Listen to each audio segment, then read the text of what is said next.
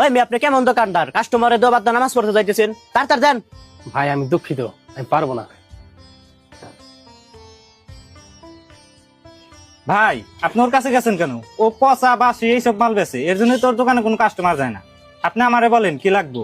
ভাই আমার খুব তাড়া, আপনি 100 টাকার পেঁয়াজি, 100 টাকার চুলা আর 100 টাকার চপ দিয়ে দেন। ঠিক আছে ভাই, 1 মিনিট। কিরে তুই কাস্টমার রেখে নামাজ পড়তে গেছিস? নামাজ তো পরে পড়তে পারতি, মৌলানা হয়ে গেছিস নাকি? ভাই আমার জামাতের সাথে নামাজ না পড়লে ভালো লাগে না। রিজিকের মালিক তো আল্লাহ, আল্লাহ একটা না একটা ব্যবস্থা করে দিবে। তোর ব্যবসা তুই ভালো বুঝুস, আমার মাল তো সব শেষ। তোর মাল তো নেই রয়েছে, তুই বিক্রি করবি কবে?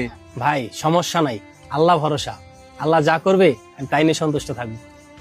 ভাই আমার ছোট বোনটা রোজা রাখছে, আমার কিছু ইফতার দিবেন? আমি কালকে এসে টাকা দিয়ে যাব। নগদ তুই বেশি সাইডে পারতেছি না, ও এসে বাকি নিবে, যা সরেন থে। ভাই আমার ছোট বোনটা রোজা রাখছে, আমার কিছু ইফতার দিবেন? কালকে টাকা দিয়ে যাব।